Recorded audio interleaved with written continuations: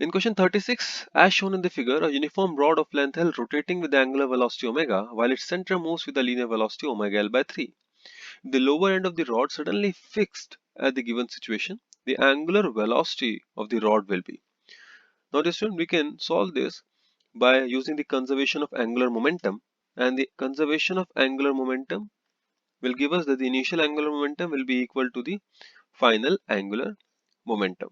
Now, dear student, it is given that the lower end of the rod is suddenly fixed. So the final angular momentum will be ml square by 3 into omega 1. That is moment of inertia about the lowermost point. The initial angular momentum about the lowermost point will be mvl by 2 plus ml square by 12 into omega. Now let us substitute the values of v. So this will be m L square omega by 6 plus m L square omega by 12, and this will give us that omega 1 is equal to 3 by 4 omega, and hence for this question the correct answer is option 1. Now let us move to the question 37. Question 37 says a homogeneous solid sphere of mass m and radius r is pulled on a horizontal plane by a horizontal force F acting through its center of mass. Assuming rolling without slipping, the angular acceleration of solid sphere will be. Now dear student, let this be the solid sphere, and let this be the capital F, and let this be the small f. Now capital F minus small f will be equal to mass multiplied by the acceleration. Now using the torque equation, the torque about center of mass will be only of friction, so Fr will be equal to I, that is 2 by 5 mr square into alpha, and alpha can be written as A by R. This is from the expression that torque is equal to I alpha, which is equal to IA by R. Now from this, F will be equal to 2 by 5 ma, and we can substitute this value in the first expression and find out that F will be equal to ma plus 2 by 5 ma, that will be equal to 5F by 7m equal to A. Now the student, alpha will be equal to A by R, that is 5F by 7mr, and hence for this question the correct answer is clearly option 2. Moving on to question 38.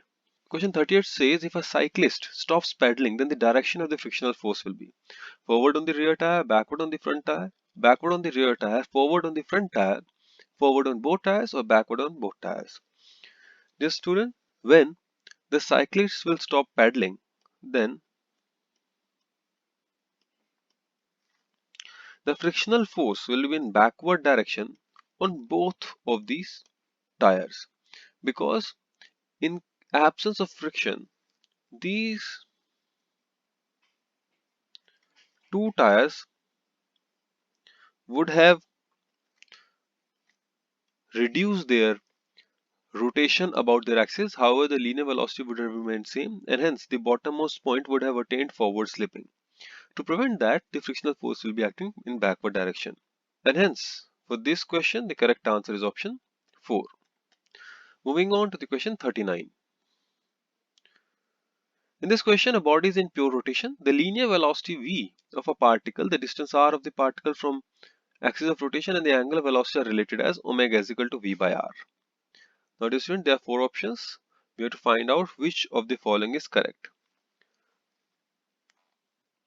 Now dear student, if a body is in pure rotation, then the angular velocity of all the particles on the body is same, and hence it is independent of r, meaning for this question the correct answer is option 4. Now moving on to question 40.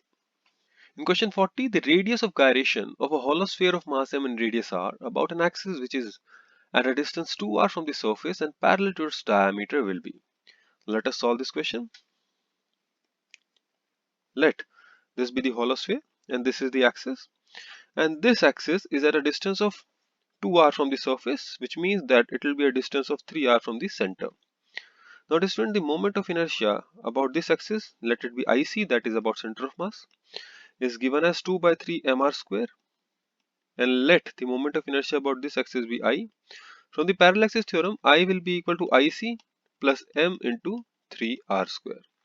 If we substitute the value of IC, this will be equal to 29 mr square by 3. Now the student, let this be equal to m into k square, where k will be the radius of gyration, and from this k will be clearly equal to 29 by 3 r. And hence for this question the correct answer is option number 1.